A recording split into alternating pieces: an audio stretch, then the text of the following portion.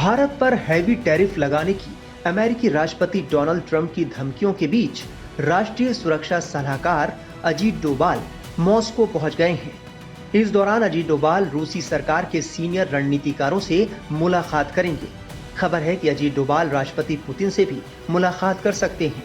रूस से कच्चा तेल खरीदने के चलते भारत को टैरिफ वाली धमकियों के बीच अजीत डोभाल का दौरा बेहद अहम माना जा रहा है। बताया जा रहा है कि अजीत डोभाल रूसी नेताओं के साथ रणनीतिक साझेदारी और आपसी संबंधों को बेहतर करने पर चर्चा करेंगे। ट्रंप भारत द्वारा रूस से कच्चा तेल खरीदने पर भन्नाए हुए हैं। उन्होंने एक साथ 2 धमकियां दी हैं। ट्रंप ने कहा है कि भारत रूस के यूक्रेन वॉर की फंडिंग मॉस्को से कच्चा तेल खरीद कर रहा है, इसलिए भारत को रूस से कच्चे तेल की खरीद रोकनी चाहिए, नहीं तो अमेरिका भारत पर हैवी टैरिफ लगाएगा। इसके साथ ही ट्रंप ने रूस को भी कहा है कि वो यूक्रेन की लड़ाई में जल्द युद्ध विराम की घोषणा करे। ट्रंप ने कहा है कि अगर रूस सीज फायर नहीं करता है तो अमेरिका कड़े प्रतिबंध लगाएगा। हालांकि अजीत डोभाल की ये रूस यात्रा पहले से ही निर्धारित थी, लेकिन मौजूदा माहौल ने इस दौरे को और भी अहम बना दिया है। एनएसए अजीत डोभाल की रूस यात्रा का मकसद भारत और रूस के बीच रक्षा सहयोग पर केंद्रित होगा। जानकार मान रहे हैं कि इसके अलावा रूसी तेल की भारत को आपूर्ति जैसे महत्वपूर्ण मुद्दे भी इसमें शामिल होंगे। मॉस्को टाइम्स के मुताबिक भारत के विदेश मंत्री एस जयशंकर भी इस महीने के आखिर में रूस की यात्रा पर जाएंगे। गौरतलब है कि अमेरिकी राष्ट्रपति डोनाल्ड ट्रंप ने आरोप लगाया है कि भारत रूस से कच्चा तेल खरीदकर रूस की वॉर मशीन की मदद कर रहा है। इसकी वजह से यूक्रेन में कई लोग मर रहे हैं। ट्रंप भारत पर 25% टैरिफ लगाने की घोषणा कर चुके हैं। बाद में ट्रंप ने कहा कि भारत अच्छा ट्रेड पार्टनर नहीं है, इसलिए हम उनके साथ ज्यादा बिजनेस नहीं करते। हमने उन पर 25% टैरिफ लगाने का फैसला किया था, लेकिन मुझे लगता है कि अगले 24 घंटों में हम उन पर इससे कहीं ज्यादा टैरिफ लगाने वाले हैं।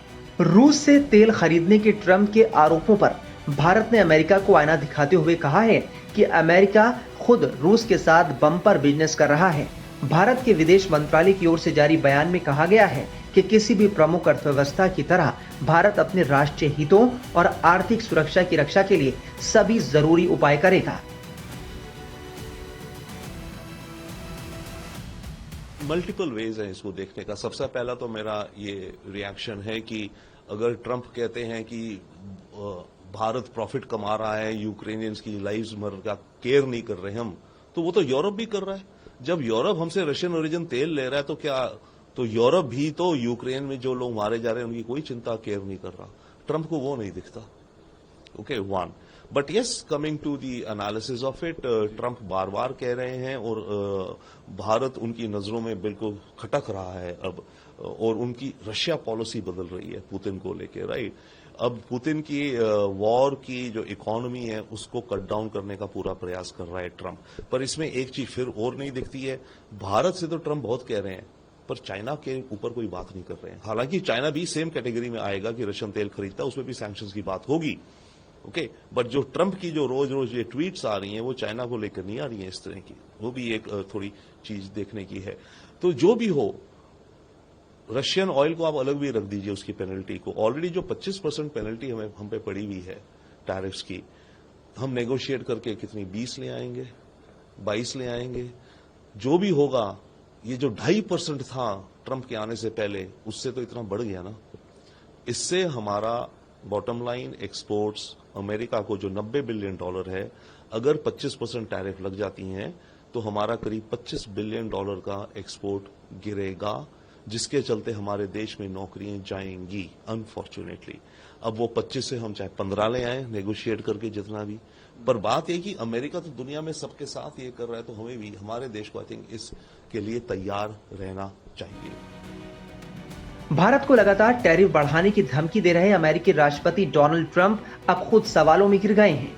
जब ट्रंप से व्हाइट हाउस में पत्रकारों ने सवाल किया कि अमेरिका खुद रूस से यूरेनियम और खाद जैसे उत्पाद खरीद रहा है, तो उन्होंने कहा, मुझे इस बारे में कुछ नहीं पता, मुझे चेक करना पड़ेगा, हम बाद में आपको जवाब देंगे।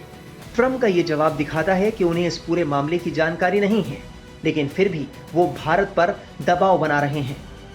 जाहिर है अमेरिका खुद तो रूस के साथ व्यापार कर रहा है और भारत समेत बाकी देशों पर रूस से व्यापार रोकने का दबाव बना रहा है। देखिए, भारत के सामने जो प्रश्न है सबसे बड़ा एक 25% या 20% जो ट्रेड टैरिफ्स हैं उसका हम कुछ ज्यादा कर नहीं सकते। वो ट्रम्प की वर्ल्ड वाइड पॉलिसी है। हम पे 15% भी लगाएगा तब भी हमारे एक्सपोर्ट गिरेंगे 15 बिलियन और नुकसान होगा हमें, वो हमें दिखता है।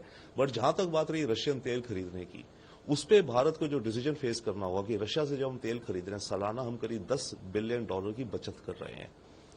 अब यहां जो अगर 25% टैरिफ के ऊपर कुछ टैरिफ वो लगा जाता है, उसके चलते 30-35 कर देता है, 50 कर देता है, वो तो 100% लगाने की बात कर रहे हैं, 100 ना भी जाए। उसके चलते हमारा अमेरिका में export 20 billion, 30 billion, 40 billion, 50 billion dollar तक गिर सकता है। तो इकोनॉमिक के हिसाब से, नंबर्स के हिसाब से तो हमें देखना पड़ेगा कि हम 10 बिलियन बचाएं तेल सस्ता खरीद के, या हम अपने 20-30 बिलियन डॉलर बचाएं एक्सपोर्ट के नंबर्स।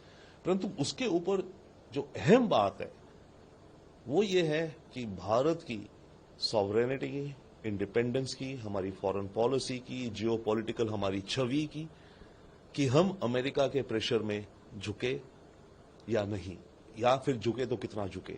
मेरे विचार से हम शायद एडजस्ट भी करेंगे, परंतु ये बहुत टफ चॉइस है जो हमारे लीडर्स के सामने है। इसके अलावा मेरी एक सबमिशन है जो हमारे थिंक टैंक ने आज ही निकाली है आपके जरिए, कि भारत हफ्ते में 5 की बजाय 6 वर्किंग डेज का वीक बना दे। 15 अगस्त को अनाउंस हो जाए और ये 1 साल के लिए बस 5 दिन के बजाय 6 दिन काम हो। लेबर जब प्रोडक्टिविटी 20% बढ़ती है, 8 घंटे ज्यादा होगा सैटरडे को काम, आपकी जीडीपी जो है उसके अलग अलग आंकड़े आते हैं, कुछ होते होते 4% तक बढ़ सकती है 1 साल में।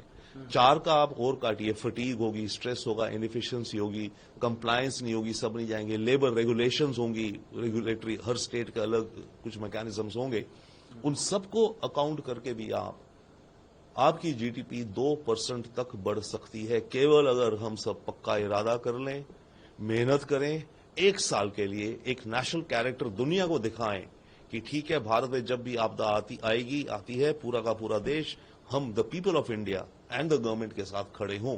और इसके हिस्ट्री में एग्जांपल्स हैं।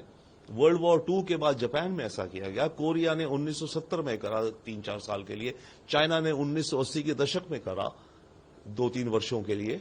तो जब नेशनल इमरजेंसी के माहौल हों और कैरेक्टर दिखाना है, हमें दिखाना भी है दुनिया को, मेरे विचार से ये एक बहुत ही अहम कदम हो सकता है कि इंडिया डिक्लेयर कर दे। यस, बाकी और चीजें भी डिक्लेयर करेगी ना सरकार, कि इन टैरिफ से निपटने के लिए जो नौकरियां जाएंगी उसकी हम क्या पॉलिसी बना रहे हैं। कुछ सरकार पॉलिसीज इशू करेगी विदाउट डाउट, सेक्टर्स को कुछ सब्सिडी देगी, टैक्स रिबेट देगी, इत्यादि इत्यादि। उस बंडल पैकेज में, रिफॉर्म्स के पैकेज में एक ये भी हो जाना चाहिए कि भारत में अब 6 दिन का वर्किंग वीक होगा 1 साल के लिए। भारत साफ कर चुका है कि वो अमेरिका के किसी दबाव में नहीं आएगा। जानकारों का मानना है कि अगर भारत रूस से तेल खरीदना बंद कर दे तो वैश्विक बाजार में तेल की कीमतें $200 प्रति बैरल से ऊपर जा सकती हैं। भारत की खरीदारी ने अब तक कीमतों को स्थिर रखने में मदद की है, खास तौर पर विकासशील देशों के लिए। खुद अमेरिका के कई अधिकारी भी इस बात को मानते हैं।